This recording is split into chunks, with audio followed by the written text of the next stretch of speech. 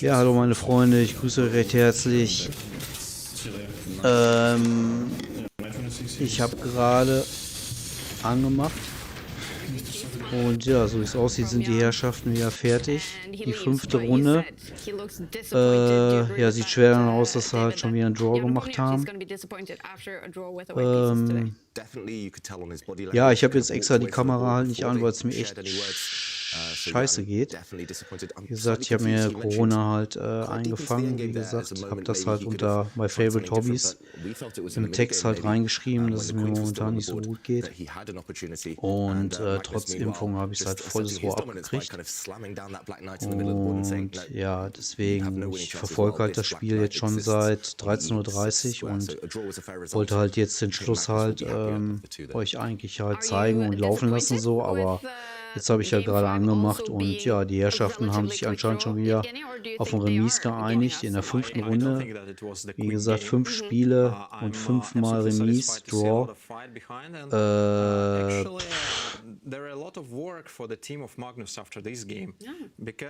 Ja, weiß ich nicht, was ich da jetzt von halten soll. Schreibt es mal in die Kommentare, wie ihr das seht.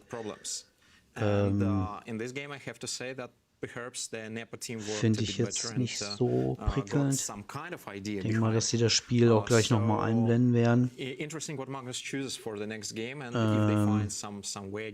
Keine Ahnung, ob sie dann halt zum Schluss dann halt noch den Hahn aufdrehen oder ewig so weitermachen, ne? Ich habe keine Ahnung. Yeah, most definitely, because we saw there in the opening that Magnus was very uncomfortable and the position looked very, it's not suspicious, I wouldn't say that much, but it certainly looked like White had the better game. And this is really not what you want out of the opening with the black pieces. You want an easy game, which proves to be, you know, easy chances for the draw and more. So definitely tomorrow's rest day will be all about creating those, ich lasse das mal noch ein paar Minuten laufen für euch, wie gesagt, ne? Ist dann halt nur ein kurzes Video, was ich dann hochlade, aber immerhin.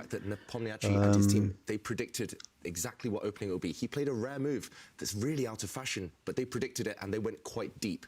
Man hat also schon am Anfang gesehen, schon bei der Eröffnung hat man halt auch schon mal gesehen, halt hier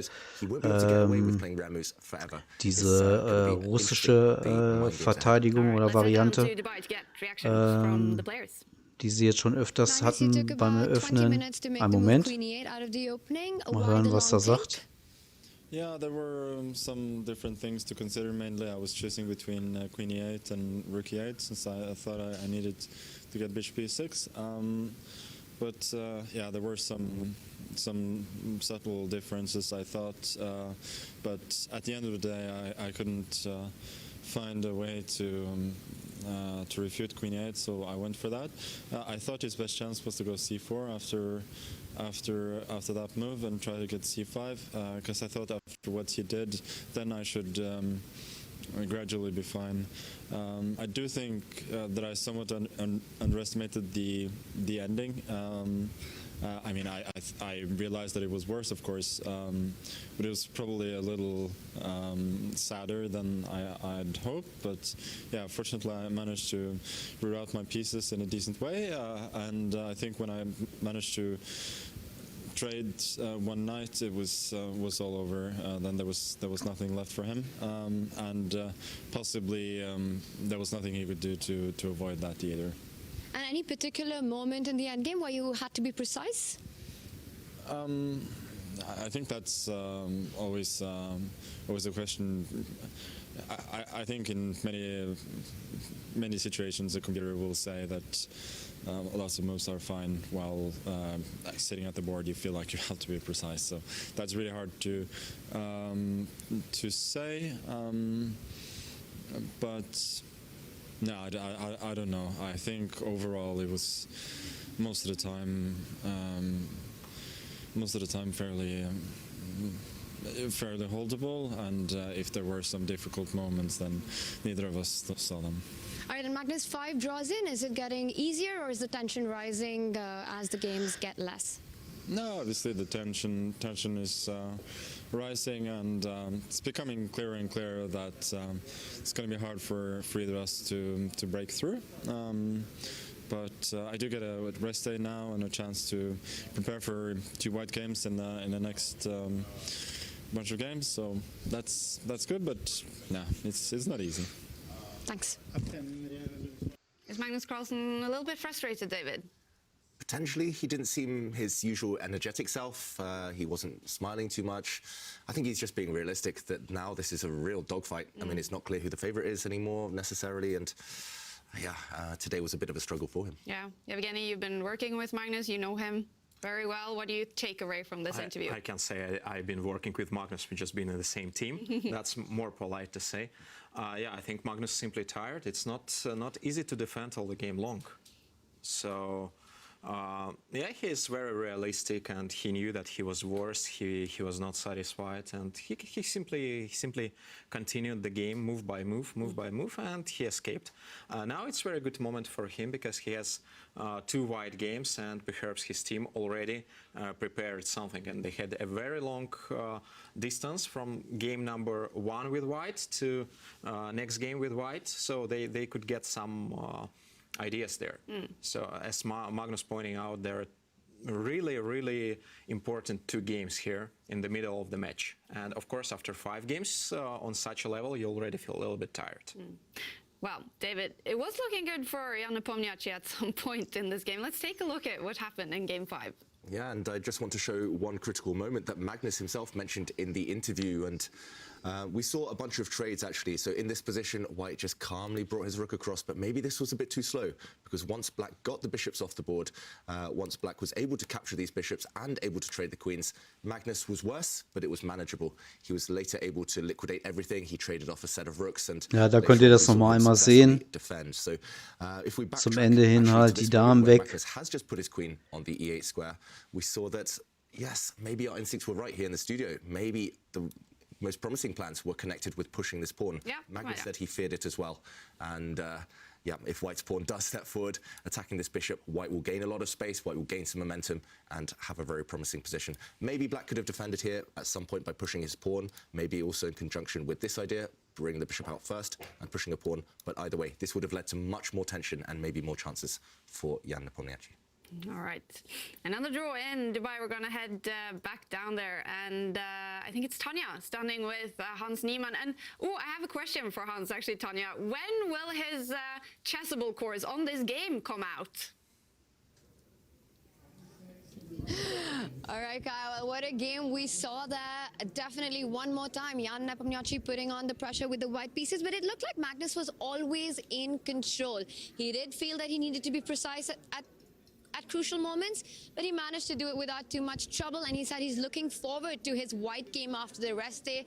I think we all are, to see what Magnus comes up with. And speaking of opening, Kaya wants to know, when is your chessable course coming out? My chessable course hopefully is coming out soon. I've got a very busy tournament schedule, but definitely sometime in early 2022, I'd like to make a chessable course, and I'm looking forward to it. Do you know what it's going to be on? I don't know. I don't want to, maybe someone will steal my idea, but let's just say in Blitz, I've played the Jobava London quite a bit and had a lot of success. So maybe that could be a potential course. I'm still doing some brainstorming, but I guess you'll have to, check it out. All right, and Hans, what were your impressions about Game 5? Well, this was really impressive game by Jan. We saw this early deviation in the opening, and then we saw Jan have some definitely great preparation. Magnus went under some slight pressure. He made an inaccuracy. I think Jan really showed that he was just, with White, he's never in any danger. He's putting pressure. Magnus is able to defend so far, but I think that Jan has been extremely impressive throughout this match. And Magnus mentioned that he's looking forward to playing with the white pieces after the rest day. What are you expecting? What kind of tweaks are we expecting in the opening from Magnus? So I think, considering after the first game being a Catalan and then him switching to e4, I think after him seeing how well prepared Jan is in the Petrov, I think he might switch to d4 and then try to target Jan in the Catalan again. He surprised him in the Catalan first of all, and I think his team's had a lot of time to prepare against Jan's Catalan. So I've said the Catalan word maybe 10 times in the past 5 sentences, but I think it's going to be a Catalan tomorrow. And that's my final time saying the word. All right, Hans, now in the 2018 World Championship match against Fabi, Magnus went E4, D4, and also C4. So do you think there's some chance of him trying to mix it up with C4? I do think C4 is definitely a very likely possibility. Magnus has played C4 quite a bit. There's a lot of interesting ways to innovate in C4 since it's more uncharted territory in some respects. So I definitely think that C4 is a possibility, and I think Magnus is really just going to try to mix things up. I don't think that Magnus is going to stick to one opening with white as Jan is with the Roy Lopez. Yes, absolutely, and he's got an entire day of prep. Now, even though E4 didn't work out and the Petrov was very difficult to break through with, but at least it means now Team Nepo has a lot to see. They've got to see against D4 and E4. So in that way, harder for Jan to prepare and know exactly the direction Magnus will take? It's absolutely, you said it perfectly. With the unpredictability of Magnus with the white pieces, it just puts so much more work on Jan's team. Magnus with black, it's quite clear that in the first 3 games, Jan has blitzed the Roy Lopez, blitzed through the Marshall. So Magnus's team can, within reasonable doubt, focus on the Roy Lopez, which makes it a lot easier. But with the versatility of Magnus's opening repertoire, it's definitely a big task for Jan's team to prepare against. Thank you so much, Hans. And there we have it. Lots of speculation. We can see so many fans here. Guys, who are you rooting for in this match? Hey. Hello. Hi. So what do you think is going to happen? Who's going to be the next world champion, Magnus or Nepo? I would say Magnus. Magnus. Well, lots of Magnus fans, and as we can see that we're all waiting for Game 6, I think, also to hear the players' thoughts at the press conference. Back to you guys in the studio. Thanks so much, Tanya. And Hans Niemann, he makes a course on Chessable every day after every single game in the World Championship match. It comes out quite quickly after every game, so go check that out. We are waiting for the press conference after Game 5. Before that happens, we'll have a quick break, and we'll be back in a few minutes.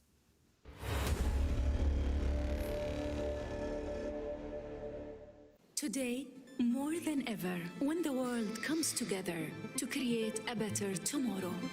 It's going to be Ja, meine Freunde, wie gesagt, 5 Runden, 5 Remis, 5 Draws. Ja, schauen wir mal, wie es weitergeht.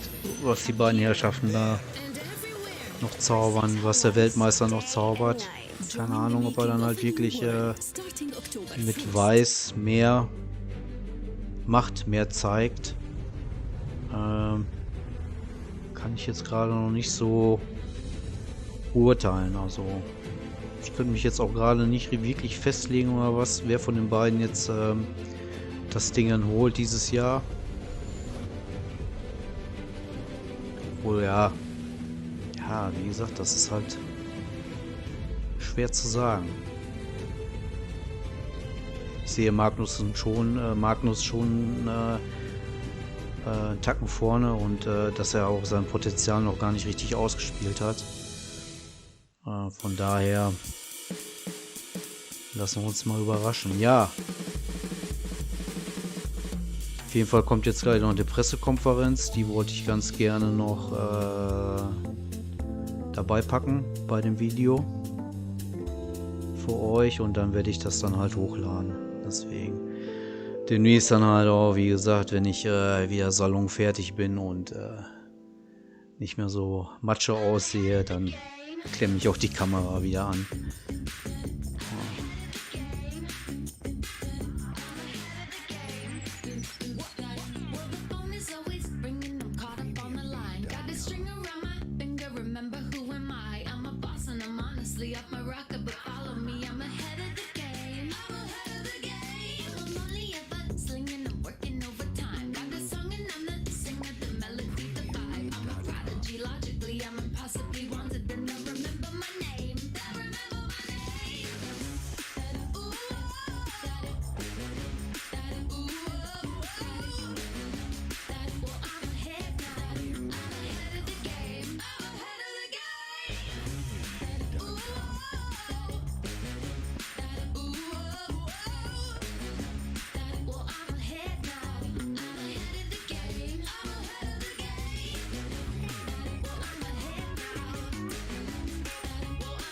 Ich meine, ihr seht ja auch den Chatverlauf, wie gesagt. was die da am Schreiben sind. Ja, finde ich halt teilweise auch nicht witzig, dass die ganze Zeit immer auf Draws gehen, auf Unentschieden.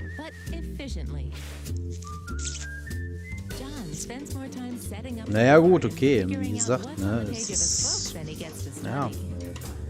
David likes to take it easy and use his time wisely.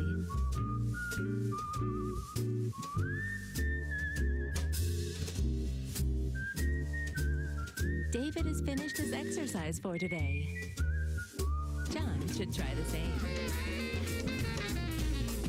Wie gesagt, wenn man das sich anguckt, sind schon eindeutige Kommentare auch dabei.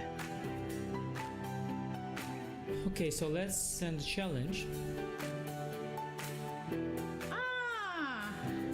Ja, ich melde mich jetzt gleich nochmal zurück. Ich lasse das mal eben noch ein paar Minuten laufen, wenn da jetzt noch eine Pressekonferenz kommt. Und lade es dann halt hoch, Freunde. Exactly. Okay, fine. That I give him up the phone. He wants to be even rude.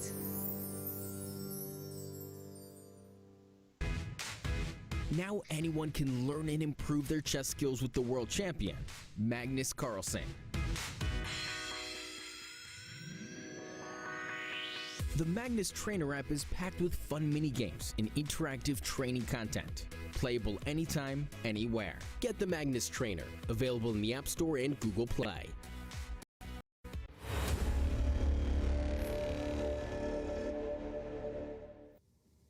Welcome back, everyone, to Chess24 Global. We are waiting for the press conference after Game 5. Also ended with a draw. And Yevgeny, I wanted to ask you that, you know, it seems Nepomnjaschtschi is getting himself into some good positions on the chessboard. Still draws, though. So what is it about for him now, then, to maybe be able to win a game? In case you are not going to convert or saying to put extra pressure in such a technical positions, it's very difficult to guess what you need to win the game on such a level. So perhaps they require kind of messy position or kind of, let's say, sacrifice or something unexpectedly appearing on board, something very unusual to win the game. But at the same time, perhaps it's not the strategy. So maybe they just play game by game, move by move, and they hope to trap Magnus once more into a deep prep. But afterwards, of course, it's gonna be more and more difficult with every next game to get it, because number of games is very limited and pressure increases. Hence, every mistake costs a lot. So to put some pressure in preparations, you require, if it's not like technical way like today, it requires some special way, special novelty, what definitely Magnus did not prepare.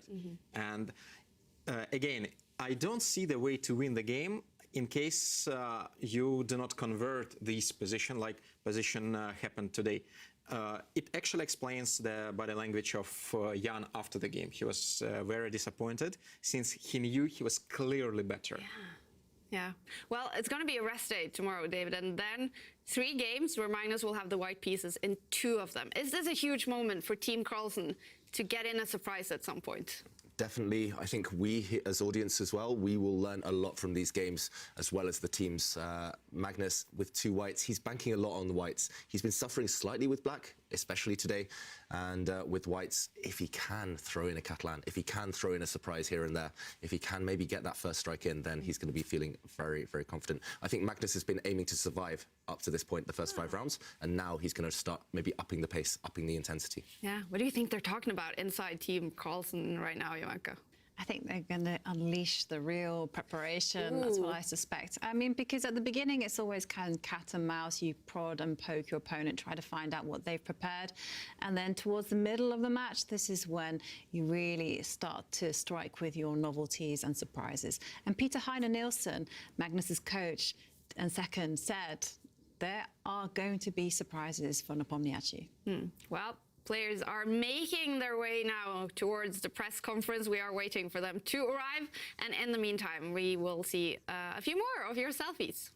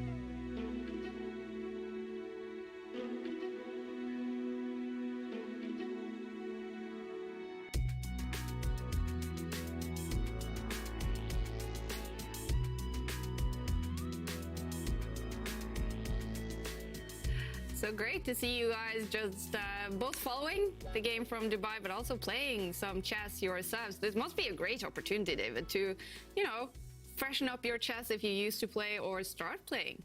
Yeah, exactly. World Championships, they always seem to inspire new players. There's something in the air, there's something within the chess community that really gets the best out of people, and hopefully the viewers at home, they can use that just by playing online more, by following, by, yeah, just getting more into the chess world. Yeah, and you all agree, right, that even if we do have these draws, computer preparation is a big part of it. Classical chess will not die. Classical chess it's just something special about it, right? Yeah. True. For instance, that typical drama theater, traditional drama theater, survived through many bad times in this era, but we still go there. So I think that chess has the same future, and I believe only points that coming to my mind, maybe we will switch to Fischer chess, Fischer random, chess 960.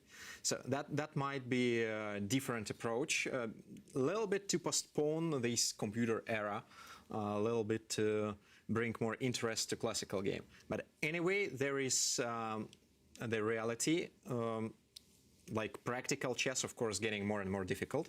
But I like it, as well as many of grandmasters. And I believe we survive. And I do believe, talking from a non-chess player perspective as well, that classical chess is still extremely entertaining, and it's just something very special about it. And you're like, how is the Twitter world sort of reacting to that? We do have another draw from Dubai.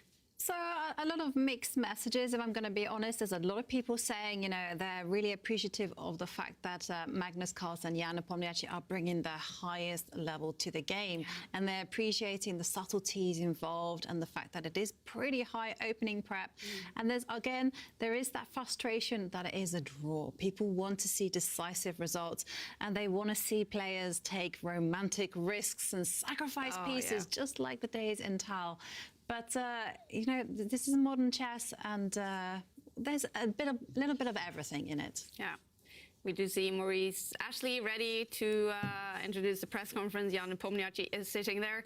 We are waiting for Magnus Carlsen. He had to go to doping control one day, didn't he? I read some news. Yeah.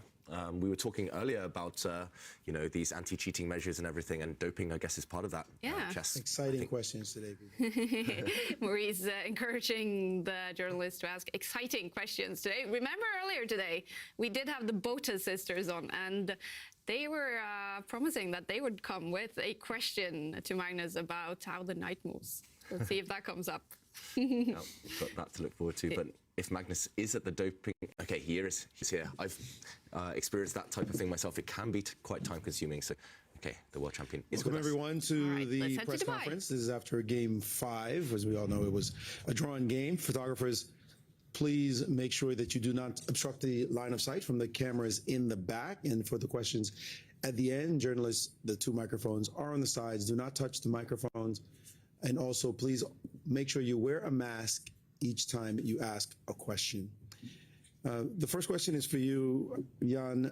It seemed a lot of people were speaking that you had a chance here to play aggressively on move 20 when you played Rook D1. You could have played the move C4. Did you think about this move, and why did you decide eventually against it? Well, of course, I considered C4 as one of my options, but yeah, somehow the position was that pleasant. It was difficult to choose the type of advantage you want to see at the board. So basically, I think I had some idea of playing some knight f5, queen c1, bishop h6, but it unfortunately didn't work. I mean, move per move, and then I believe, okay, c4 was quite principled, but I also had the idea to play c4 after trading away light square bishops. But I mean, once again, yes, so I could play this position with pawn on c5, could play this position with pawn on c3. And speaking about the endgame, I thought it's quite unpleasant, also move per move, but yeah, somehow it turned out that this passive plan exists, like just knight e8, knight f8, and I believe perhaps I could play h4 instead of knight h5, just to fix h4 and h5, without playing g4. It was probably the smarter try, but anyway, black is very solid. But yeah, speaking about c4 move, of course, it was... it deserves attention. Magnus, you must have also seen the move c4. Were you concerned? Yeah. I definitely considered that the main option. I thought everything else was kind of manageable.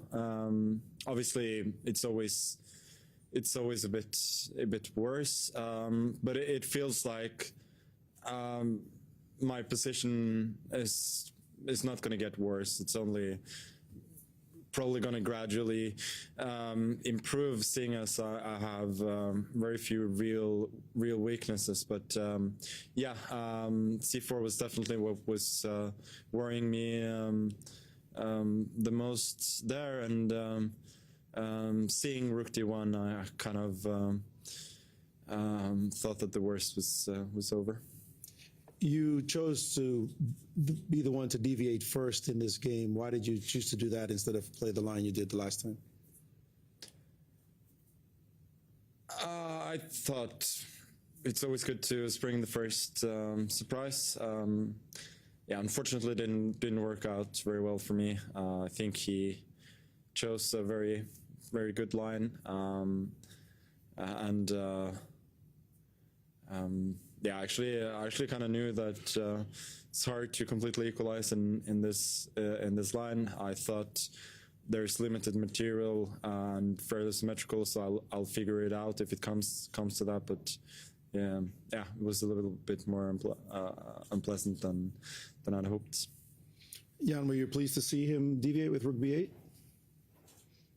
No, I wasn't pleased. I'd say, of course, you consider a lot of options for black, because basically more or less all sensible tries after a4 in Marshall are very solid.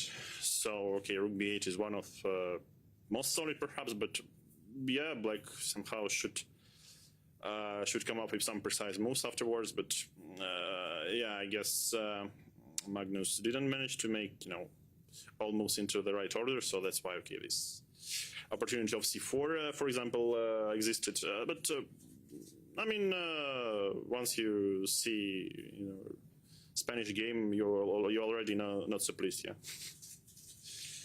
Your general feeling about the result, given the position that you had and the potential opportunities that you had? No, of course I'm disappointed.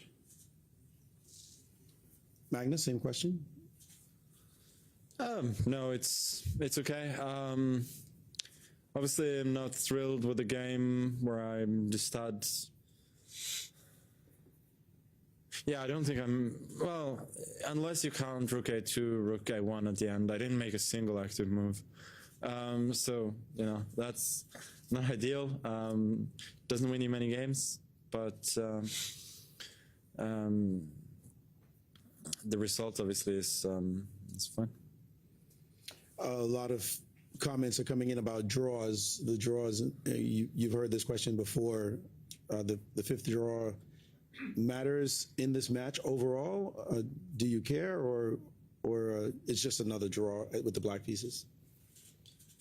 I think there is some magical cutoff point where draws, instead of just being normal, they become a problem, but don't think we've crossed the Rubicon yet.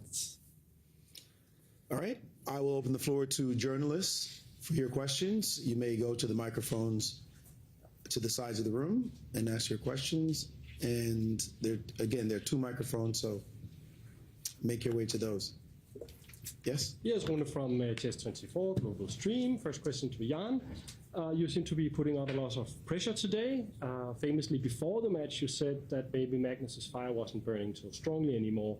He defended very well. Has these first 5 games changed your assessment? the fire situation? Well, to be honest, I don't remember if I say something like this, yeah. I mean, of course, he plays extremely well, and I mean, today it's basically not about him defending well, but me, using all the opportunities I had. I mean, in general, I believe, okay, these games are pretty much tense, and despite it's all draws, we are trying to play reasonable chess. Yeah, of course, a big fight. And similar question to Magnus. Before the match, you said that maybe Dingley-Renner Caruana could be a bigger challenge, but after these 5 games and struggling a bit today, has that changed your assessment of your opponent? Well, as you remember, it was pretty tough against Fabio as well. But no, obviously, Jan is a very strong player. There was nothing that I said that would contradict that. Okay, thank you. Mike Klein with chess.com. My question is for Jan Nepomnjaschtschi. Comparing today's round to round 2, when you had some chances in that game, it looks, just by judging by your body language, that you're a little more disappointed today than about round 2. Is that accurate, or was round 2 a bigger disappointment results-wise? No, I mean, basically every time when you're given some chances and you fail to use them properly, you're not happy. Yeah, I believe today it was like a very pleasant flow of the game, and obviously I should have tried harder to, use the momentum. I mean, in the game too, by the way, I'm not sure that humanly it was like that obvious that every time, it seemed like, okay, perhaps Black is rock solid in an exchange up, but in fact, I think White had quite nice playing compensation. Question to Magnus. When Jan had his knight on f5, you had a chance to play h5 with the idea of g6 to get the knight out, but you went for f6, and Jan, you did not stop the idea with g4. You also played f3, and both of you were not afraid of this h5 g6 idea, or you didn't consider that as? Yeah, that's a very, very good point. I thought concretely f3 was threatening knight takes d6 or knight f takes d6, and I could not go knight d6 anymore because the pawn was not hanging on e4, I simply considered knight d6 to be a positional threat. I thought I needed to exchange to be able to recapture with the knight, and that's why I thought that was more important than not allowing h4, h5. And besides, I'd kind of already envisioned the fortress that I had in the game, where I just exchanged one knight, put the bishop on f8, and then just do nothing. Maybe in the end game, I can actually exchange rooks as well. Probably that's the case, but I just thought that I had a nice fortress there. I assume after h5, knight takes d6, I'm probably fine as well, but it would pose me different kinds of problems, and I didn't want to give him the chance to sort of change the flow of the game and the character of the position. Your thoughts about h5? Yeah. No, that's I think what Magnus said is correct, and at least I thought like this knight d6, and if you take the knight, then okay, knight d7, knight d6 ideas would be very annoying. And once my rook enters the 7th rank and there is no pawn on c7, if it moves to d6, then it becomes, I would say, practically unpleasant for Black. But I mean, of course, I think there is enough resources to defend this position as well. But yeah, I believe f6 is a very smart move. But yeah, once again, I would surely love to play h4, h5 without playing g4. to cover a 4 square and also had this G3 F4 breakthrough idea. But yeah, perhaps I didn't work hard enough to find a way to proceed. Thank you. Ole Kristianström, WeG Norway. Question for Jan. That was the press conference, and definitely Jan Nepomnjaschtschi. You can sense that he is frustrated and not happy with the result today. Easy to understand, right? It was a very good chance for him. But, yeah. I think he recovers and believes in other chances. Yeah. What do you take away from the two players at this press conference, David? Well, actually, we were talking very early today about Magnus's body language being a bit negative at the board, that he wasn't looking so confident, that in the opening he was struggling. But there at the press conference, he looked pretty relaxed. He looked back to his normal self. So, yeah, I think it's hard to read too much into it. Jan will be disappointed for the whole of this evening, but tomorrow he'll reset and then he'll be back ready to fight. So, yeah, both players still maybe feeling the pressure, but not letting it get to them. Yeah. So rest day tomorrow, then 9 games to go in this World Championship match. Michael, when do you expect it to heat up with some real drama on the board?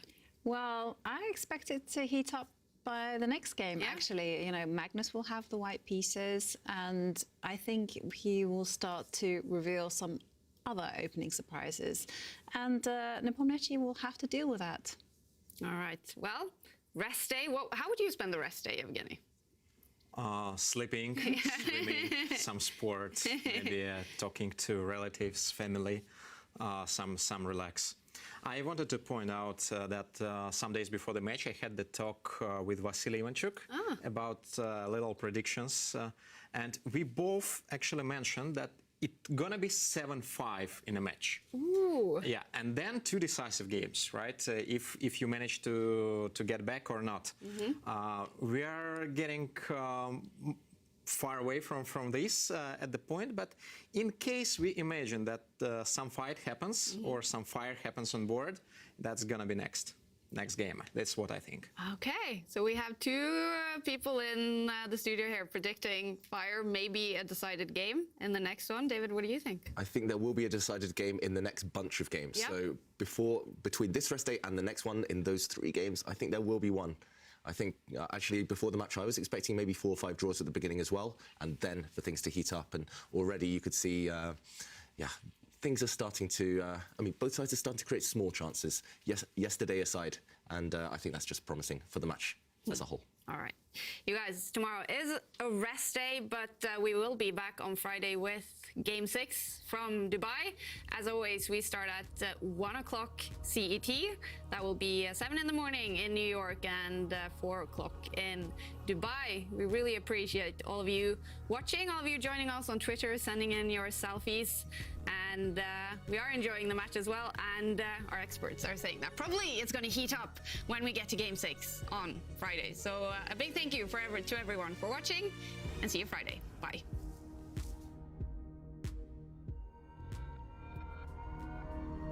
So, meine Freunde, das war's. Soweit. Ich jetzt die Lautstärke wieder an.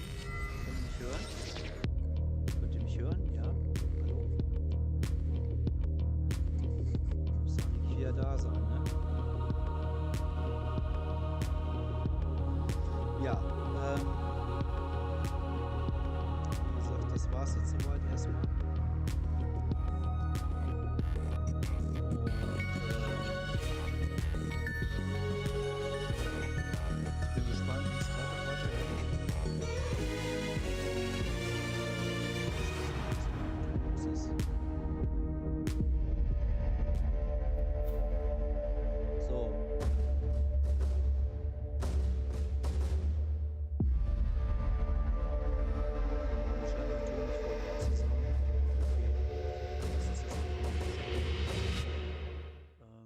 Ja, ich lade das hoch zum Anschauen. Wie gesagt, falls es einen interessiert, der es nicht verfolgen konnte oder wie auch immer, ne, dem wünsche ich halt viel Spaß bei dem Video. Und ich verabschiede mich erstmal. Freitag geht's weiter. Dann gucken wir mal, also wie gesagt, wie ich bis dahin drauf bin. Vielleicht mache ich dann die Kamera wieder an. Okay, macht's gut, Freunde. Bis dahin. Ciao.